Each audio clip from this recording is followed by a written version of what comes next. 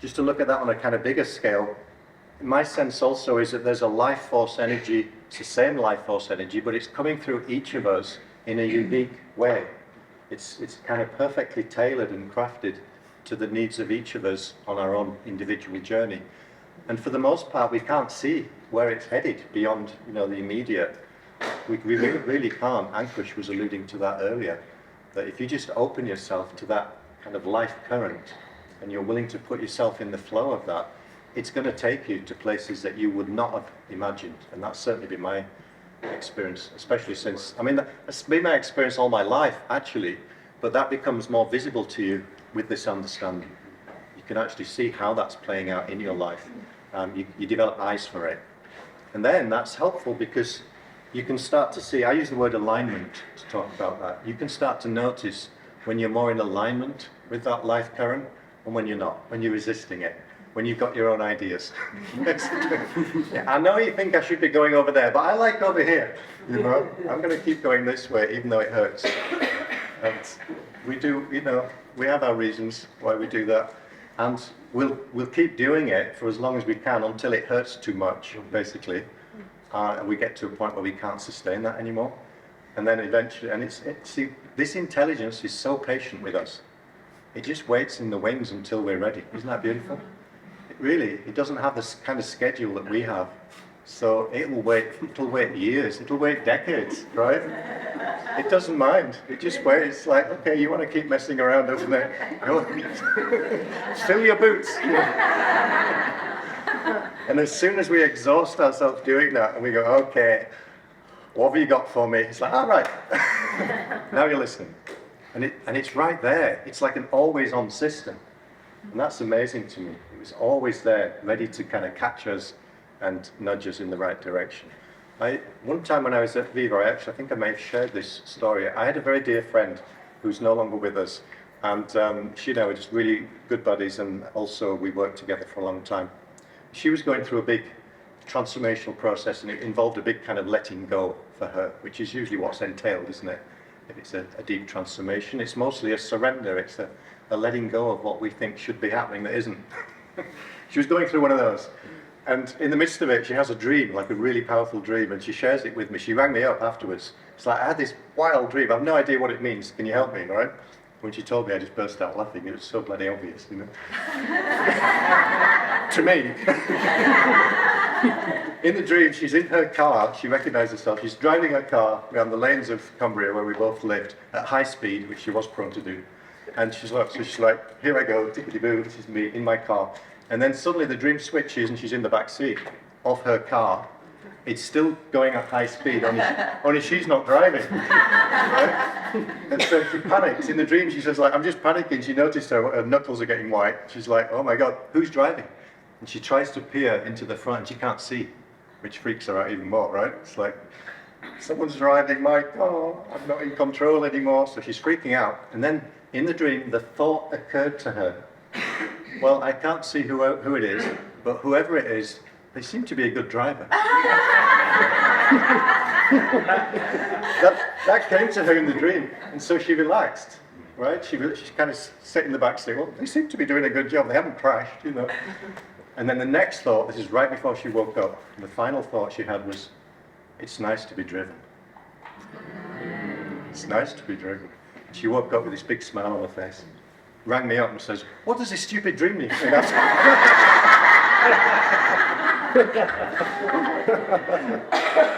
was a perfect metaphor for where she was in her own journey of surrendering to the flow of life. Isn't that beautiful? It's just a beautiful image of it. I can't really beat that. There's, some of you will know John O'Donoghue, the Irish poet and writer. I'll get into trouble for this. I got into trouble for posting this on Facebook.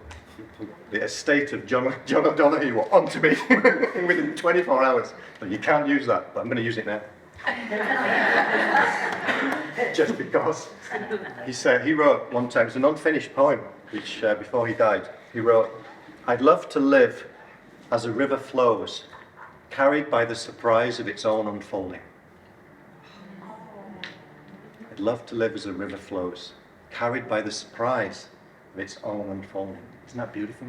Wow. Me too, John. That says it to me. You know, that's putting yourself in the flow of life. That's not following what we think should be happening. We're not insisting on our agenda. We're surrendering to that current of life, which is right there waiting for us to do just that. Yes? Can you repeat that, please, more slowly? All of that? Yourself, John. Oh, okay. She doesn't care what I said. No. I thought she heard. I'd love to live I'd love to live. Hold on. Yeah. like a river flows. Like. She's a really slow typist. Carried by the surprise of its own unfolding. Carried by the surprise.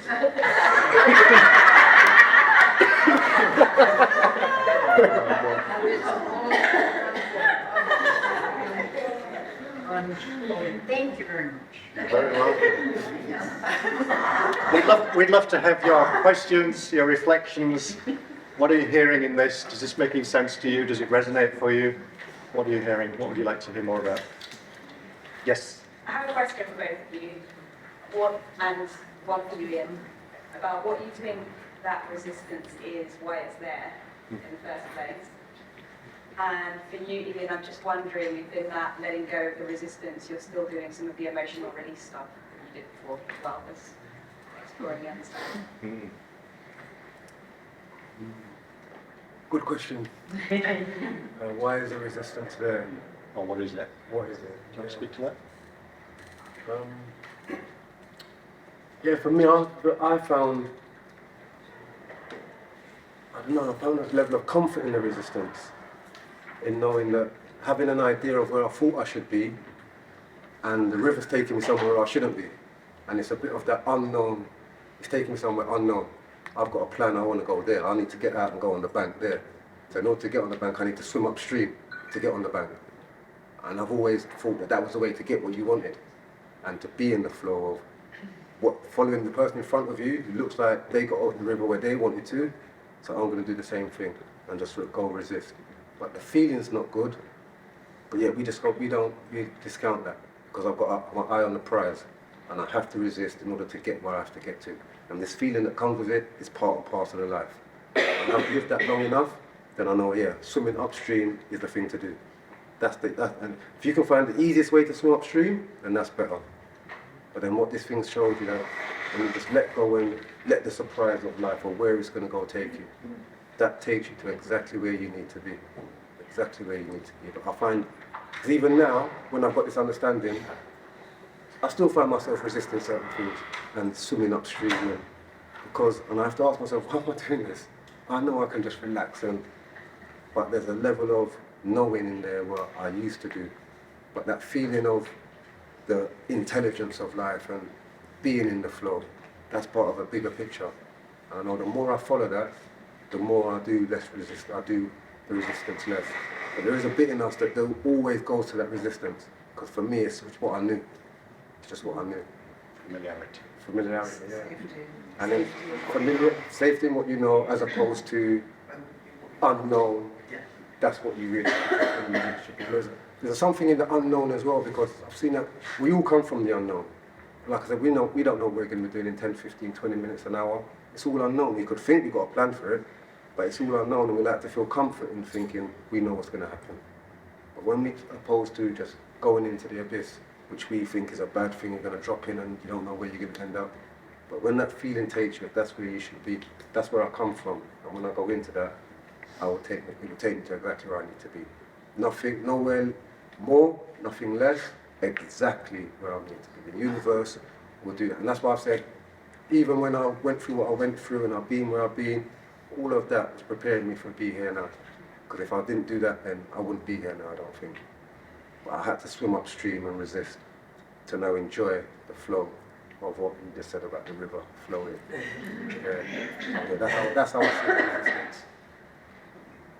I suppose if we distilled it down, we say, certainly in this environment, we could get away with saying resistance is thought. right? It's nothing more or less than thought.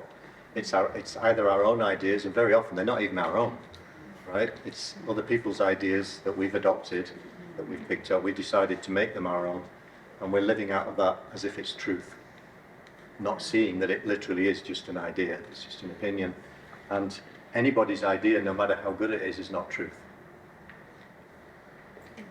It's not truth. By definition, it's only ever a perspective.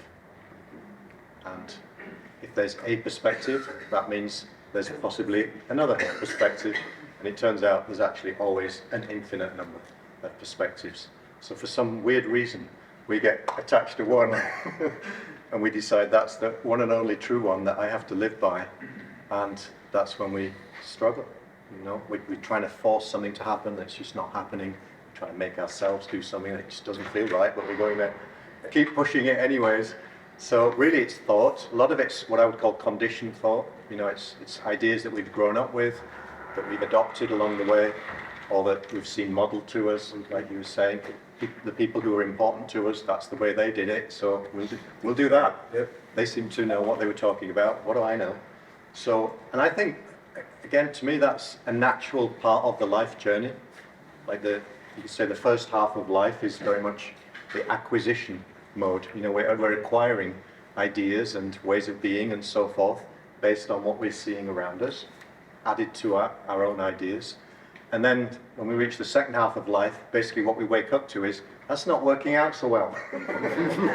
Or it's limited, let's say, in its utility. You know, it's got us so far, but there's a certain point where we outgrow that mode. And then we're moving into the second half, which is exactly where my friend was when she had that dream.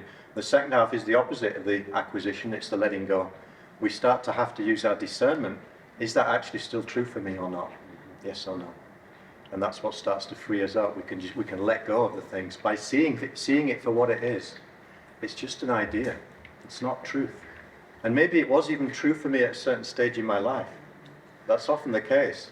That something was really helpful at one stage, an earlier stage in life, but we continue to hold on to it as if it's going to serve us forever. And it's not. We've outgrown it. Yeah, it's past its sell-by date. So we've got to be willing to let those things go. Second part of your question was, do I still see a value in the emotional release work? Yeah, but I don't call it work anymore because it's not. So what I do see is that, to me, that is the same thing as I was mentioning earlier. When we struggle, this still looks true to me. Fundamentally, we're struggling with how we're feeling, and we'd like to be feeling somehow different. So how do we facilitate that, you know, in a helpful way? Well, what I see now is the most helpful thing is really, universally, is just to bring loving acceptance to yourself where you are, as you are. And that, in a way, that takes care of everything else. But that's not always enough for everyone. Some people need a few more helping hands along the way. Sometimes, if you're in a helping role, you can hold the space for someone, which enables them to feel safe enough to let themselves feel what they need to feel, because they don't feel safe enough to do that on their own. And that's all of us, you know. So that's a really helpful role. You don't even have to say anything, but you have to be there for them, with them, letting them know, just communicating to them, maybe even non-verbally. It's okay to feel what you're feeling. It's okay. You're human. You don't need to resist this. You don't need to be feeling anything else. I love you as you are. And when people feel that loving acceptance, something in them softens. It just softens. It kind of melts the ice a little bit. And then they allow themselves to actually feel what they've been trying not to feel. So what it looks like to me, we've all learned to be selective in terms of what we let ourselves feel. And again, that's just part of our conditioning process. Where I grew up in the north of England, big boys don't cry.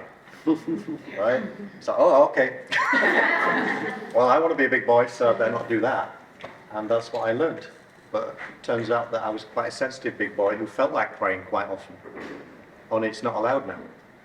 So what do I do with that? I resist it. Whenever it comes up, I push it away and I get busy and I distract myself. And I use a lot of energy trying not to feel that. Yeah?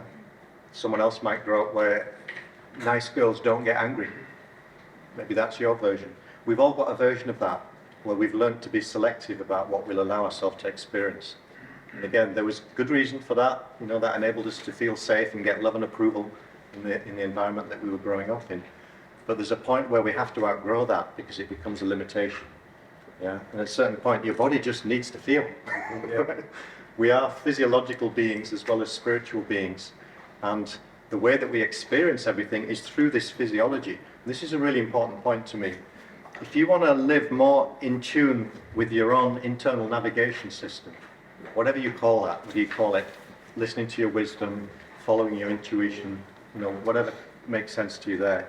If you want to do that more and more, and who doesn't, in a way, then you've got to be willing to let yourself feel anything else that you've been resisting in your body. Because otherwise you won't be able to feel those subtle nudges that come through the same physiology, right? It's like when we shut it down in one area, we're shutting it down in other areas that we need. That's really important. And so that aspect of it is still very useful to me. Yeah. If someone's telling me, I want to follow my wisdom, but it doesn't seem to be speaking to me. It is, because it always is, right? I know that. There's not a single person on this planet who doesn't have access to wisdom and for whom it's not speaking to them. The issue is not in the speaking, it's in the listening. The person's unable to hear it. Why? Because there's noise in the system. And that noise is what we're talking about. They're judging their own experience. They're trying to push away what they're actually feeling and all of that. So to me, there's a lot of gains by bringing loving acceptance to the totality of your emotional experience. If you're willing to let yourself feel more and more of what you've not been letting yourself feel, it'll help you to get more aligned with those subtle signals of intuition and wisdom. You'll be able to hear them a lot easier. It won't need to hurt so much to get your bloody attention. Right? I just want to say, give a share on exactly what you were just talking about. For me, I remember when I was young, I went to see E.T. That's not giving away my age, but yeah, I went to see E.T. when I was young, little, and it was a bit of an emotional film. And like I said, where I come from, men don't cry, boys don't cry. So it was a bit emotional. I got this lump in my throat, and it was like, no, get out, stop. And I just resisted the feeling and pushed it away and just never cried. So I just soldiered it out. So every now and then I watch a movie and it would just hit me, a lump in the throat, and I would push it down and say, no, I'm not crying, don't cry. And then I got this understanding, and it was like, okay, I was watching Paddington 2.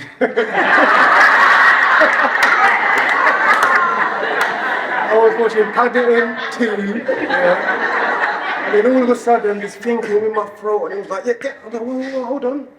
No, you always do that. This thing tells us to let it free. So, okay, don't hold it down. Just let the throat thing do its thing. And obviously, I'm gonna cry now. And I didn't cry. It was just a lump in my throat, and it was just like, oh, I felt all emotional, and I felt but that was it. Pushing it down. No. I just there was nothing there. But at least I experienced it. I was okay. Oh yeah. Nice. I was just in that space. But I was just in that space, and like Ian said, it opened me up to be a bit more sensitive to when I was resisting those things and just letting it through me because of thinking that I had about I shouldn't be crying at a kid's movie or I shouldn't be crying as a man at certain things. But no, when it just passes through me, it never turns out to be what I expected it to be. Because I thought that feeling meant floods of tears and I was so sad. No, I just appreciated the feeling. And something else I've got to know with this journey is every single range of emotion, from the lowest low to the highest high, we were built to experience. We were meant to experience. Yeah. And from I can appreciate that. So when I'm at my lowest point, I know I'm not in some abnormal space that I'm the only one that feels that. No, we all can get there. We can all get out of there by understanding that that is where I'm meant to be right now. The least movement I do from down there will probably get me out of there the quickest. Because when I'm down there and I'm kicking and screaming, how do I get out of there? It's like quicksand, I ain't going nowhere. But when I just say, hey, I'm here. Before you know it, I'm on the beach. That's how it works. It's mysterious and as simple as that. But every single range of emotion that we feel is entitled to us. And some we think, no, I shouldn't be feeling that. But they're all part. And it's like I say, if you don't appreciate one, if you don't see one, you can't appreciate the other. But just know wherever we are on that scale, it's always okay self-judgment because I'm here, or the self-judgment because I'm here and that. No, that's all that is, just thinking. It's all thinking. So yeah, you sparked that off, you just share the lump in the throat thing. Lump in the throat. It's funny, I had a friend actually, he took Viagra and it got stuck in his throat.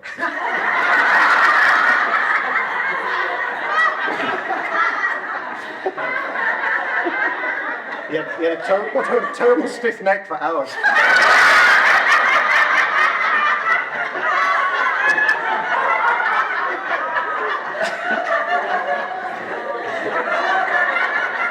I didn't see that one coming. There we go. Oh my God. Any more questions?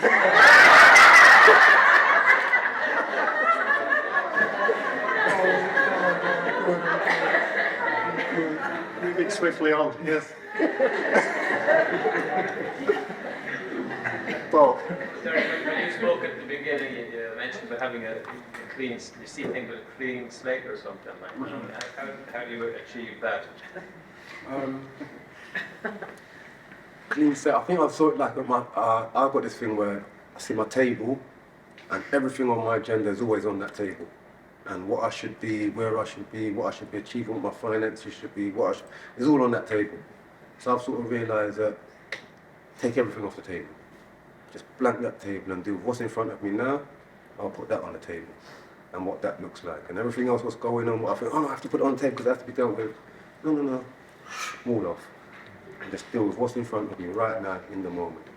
And I don't know how I done that, but no, do you know why? Because I always had so much things on my table, and I was proficient in juggling all the things on my table. Yeah, number one. Then I realised that was a struggle, and I thought, yeah, I'm a good struggler. I'm resilient. Yes. Put some more on. Yeah. You realise I just drop them all off and just look at what's there. And what's there is just what's there. And I deal with that in this moment. And that is when I see all that navigation of where I should be, and I'll take all of that off and just deal with what's in front of me. And that leaves me in a much better space. I hope you understand that what's on my agenda, what's on my thing, just take it all off. And we can do that. And some things you're like, try and knock it off, it's stuck. It's stuck. Oh, I have to deal with all of this. No. If we think it's stuck, then it's going to be stuck. When we know we can take everything off the table. Everything. It's like I was talking to someone before, and they had a situation where they had so much things on their table, on their plate they were juggling, but then something came in where they just had to take everything off the table. This thing was so important to them, they took everything off the table and just concentrated on that. And all the things they took off the table, they thought were time conscious. So they thought, when I come back to it, it's all would have gone to rubbish and fallen apart. They concentrated on that one thing, got over that, put everything else back on the table. It was all in the same place she left it. Nothing, it was all there waiting for her. And she had an insight saying, okay, I'm gonna take that off, and I'm only going to deal with one at a time now. Because I know these things here at the side, what I thought had to be dealt with now, they can wait. They can wait, because I only deal with one thing at a time. What's on my table at that moment, it's much easier if I can deal with it like that. And have an acceptance that that's okay as well. Because that's the resistance, what's not okay, what's okay, in our own personal opinions. What's okay for me might not be okay for you. If I know that there's a difference, then who built that okay bar in me? Who built that line to say that's okay for me? If it's okay for you, it might be okay for me. Who knows? Let me put a toe in and see how that works out. That's how I approach that. Hope that answered your question. Yeah. Nice. What else? Yeah. Just going back to the dream there, you were saying, Yeah. who, like, are we the drivers or the passengers in life? You tell me.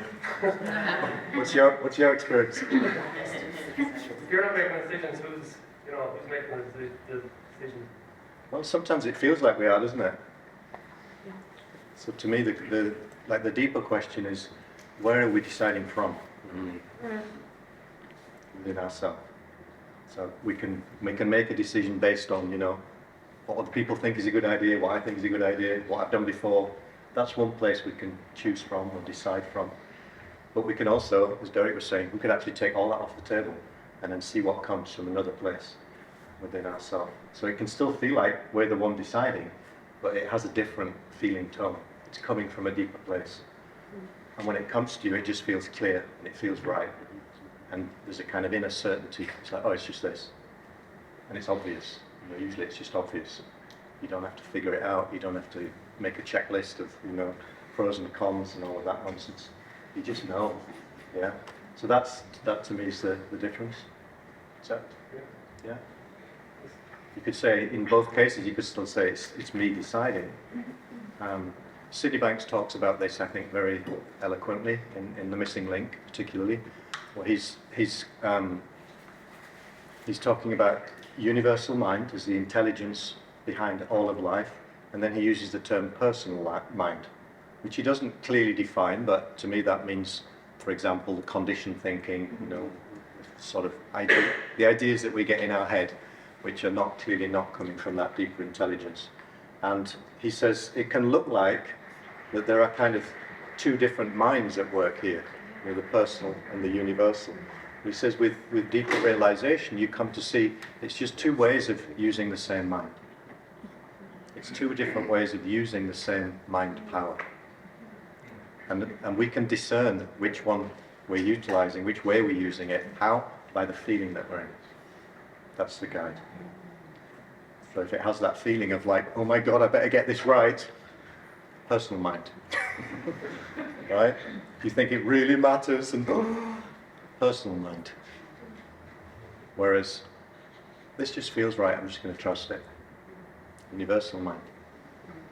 It brings a feeling of trust, brings a natural feeling of ease, feeling of safety, and it also brings a feeling of, well, I'm okay however it works out. Right? It's not that my okayness depends on it working out a certain way. Yeah? I know I'm okay already, so it doesn't really matter how it works out. That's nice, isn't it? It's nice to know that you're always okay, no matter how it works out. Yeah? How long did it take you to build up the courage to clear the table and step into the unknown? A little while. Your whole life up to that point. Yeah, a little while. And even when I got this understanding, it wasn't like Ian said at the beginning, like, I got this understanding and I thought, yeah, I've cracked life. When I had my first insight, I thought, yep, I've cracked life. I'll be walking on that high life all the time, just floating until the first little disappointment. And I was like, hit rock bottom, that's all rubbish. And yeah, then when you sort of see that the options that I would limit myself to were there in every aspect of my life, every aspect, and just took time and noticed them everywhere, and where I was prepared to question them, as well as prepared to see something, but to actually have the courage to take things off the table, and yeah, that took a little while, and it's baby steps, because I'll take two off the table and say, oh, there's two, let me work with these, and I say, no. Sometimes other people put stuff in. Yeah, and then you see that and say, no, do you know what? I can take care of that. But the easiest way is when it's just a blank table. It's just a blank, the unknown. And then that is where I thrive. And previously, that is where I could not live there. I could not function there. I have to know, I said, I like to intellectualize things. So if I was talking to somebody, I had to put it in a box, know exactly what you meant, categorize it, and that was it, solid, set in stone, and that's not changing, never. Yeah. But now I can hear things openly, don't put it in a box, and don't have to mean anything to me. And it's okay not to mean anything to me. It's okay to be in a state of, oh, I don't really understand that, but that's okay. Later on, I could hear something or see something, and it marries up with it, and then, oh, now I get a better perspective on what was being said. And just having the courage to follow that for myself, that's where the trouble, that's for me what I struggled with. But then, like I said, the outcomes of taking a different option was so different from what I'd previously experienced. It just gave me a bit more courage to go down that road and just follow that. It's like you said, following the feeling. That's what it's about for me, following the feelings. No form on it. Because if I'd have left prison and said, right, you know what, I want to do X, Y, and Z, and this is what I'm going to do because everything else is off my table and this is solid on my table. After 6 months, after 6 months I didn't hear anything, I didn't get involved with the principal. I would have said, oh, that's not happening, and gone off and done something totally different. And following the feeling and the flow, like I said, I keep on saying that wherever I talk, find myself right here. And this is Ian said it earlier, this is way beyond the realms of my imagination, of my dreams, of where I thought I could be. So when you say you can actually achieve further than your wildest dreams. I'm doing that right now. And to other people, no, he's only talking. No. From where I was and who I knew to be, this is way beyond my wildest dreams. And I'm enjoying it and loving it. So, yeah, but to get to that space, it wasn't overnight. It does take a bit of time and courage to look into myself. I find there's a positive, like a virtuous cycle that you can start to build over time, which basically every time you listen in and you follow what feels like the right thing for you, you put yourself in alignment with that deeper intelligence. Every time we do that and we discover, oh, life works out, right? The disaster that my mind was creating would happen, didn't happen, right? Who knew? Not only that, but something beautiful tends to transpire that's better than what you could have planned. So every time that happens, it's, that's why it's helpful just to take that pause and just acknowledge where you've come, where you've come from, and give yourself a little pat on the shoulder every now and again. It's like, you know what, good on me for listening, for listening that time. Because you'll see that it does work out, and it works out in increasingly beautiful ways. That then, once you see the evidence, that builds the trust. And as your trust deepens, you don't need to rely on courage so much, right? Because you just know it's going to work out. Just want to share a quick story off of that as well, because I followed that same wisdom and I quit a job. I'm not saying everyone must do this, but I quit a job because I just knew it wasn't right for me and it wasn't in the direction of what I know now. And a few days later, I'm thinking, oh shit, what the hell am I doing? Was that wisdom or was it a bit of just ego or whatever? And then I get email, a job offer. And I'm like, what? Nah, that's a bit crazy. All right, I'll look into that. Next day, I get another email for another job offer, and it's not competing job offers, it's jobs that I can do together. And I think, oh, they're gonna, no, one's on a Monday and Tuesday, one's on a day. And I'm like, wow, it really does work. To say it happened in my moment of doubt, in my moment of, did I make the right decision? Did I make, did it? Whoa, no, that's crazy. This ain't, nah, that's a coincidence. Next day, another thing, but then the thing done for me is where the jobs interlined with each other. Never clashed, and it was one or the other, but intersynced with each other perfectly. And just showed me like, wow, when you let go of what you think is going to happen and what you think, then it always works. So for me, it's always worked out. Always. I once had a funny experience. I needed to move out of an apartment I was living in London. I knew that I needed to move, but it wasn't clear to me where I was going next. And I got to a point where if I was going to move, I had to give notice now. Otherwise, I was stuck for another year, on the contract kind of thing. So I was like, feeling the pressure, mind was getting busy about it. And it's like, I literally was on the day. I have to go to the estate agent today and tell them if I'm giving this apartment up. And then I'd have 1 month to find somewhere else to live. It's like, geez, what am I going to do? So I'm sat at home stewing over this, and the time's running out. And there's a knock on the door, and I looked out the window. It's the Jehovah's Witnesses. I was like, my first thought was, that's all I need. But I ignored that thought because I learned something about letting those thoughts go. And I went and opened the door, and there's the sweetest elderly couple that you can ever imagine, beaming smiles on their face. We're sorry to interrupt you. You're probably busy. We're not here to preach or teach you anything. We just want to give you this. That's all they said. They handed me this A5 leaflet. And I turned it over, and in big bold letters it said, "Have courage." And I burst into tears, literally. It's like it brought tears to my eyes. I was like, oh my God, talk about show me a sign, Lord, And that was it. I was straight down the edge. I had half an hour left to give notice. I gave notice, new apartment appeared, the whole thing worked out beautifully. Right? You learn to trust, but you don't know where it's coming from. You never know. It doesn't come from the same place it came from last time. No. That's the trick. Yeah. There's no formula for that. Yeah. Just that maybe learning to trust and Derrick, Yeah. how did you get to that stage to learn to trust? You don't get there, it's ongoing. Yeah. It's ongoing, and life continues to give you opportunities to learn that every day. So it's just ongoing. In little ways sometimes, and occasionally in big ways. But the little ways are just as important. That's how you build that muscle. What do I feel like eating? I'm going to follow that rather than what I think I should be eating. It's the same muscle you're exercising. Learning to listen in and trust what actually feels true in this moment. Yeah, that's all it is. It's just exercising that regularly. I was just going to ask, have you got any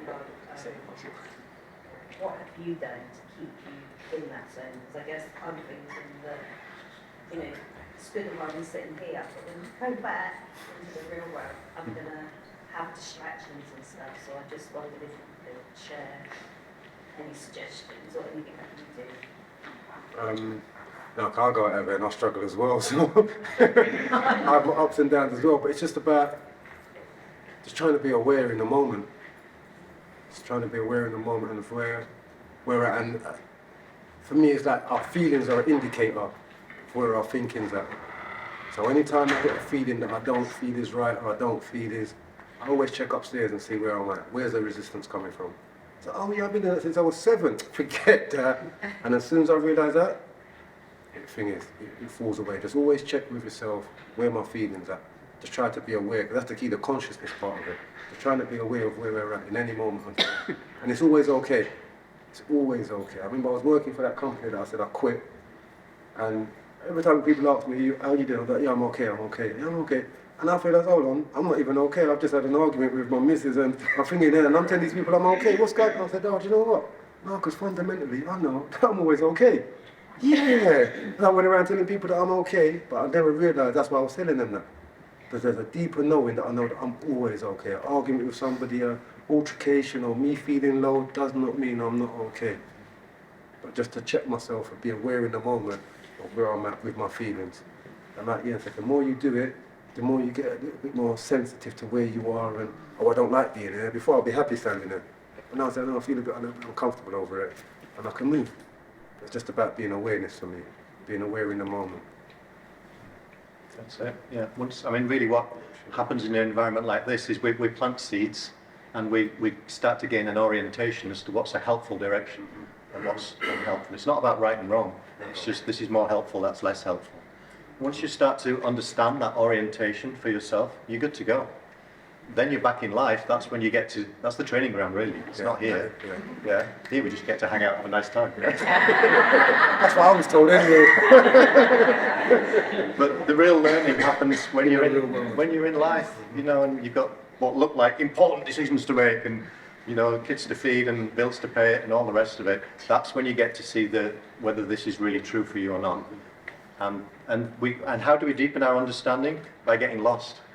By getting lost in thought, getting confused, getting distracted by something that looks real, and then realizing.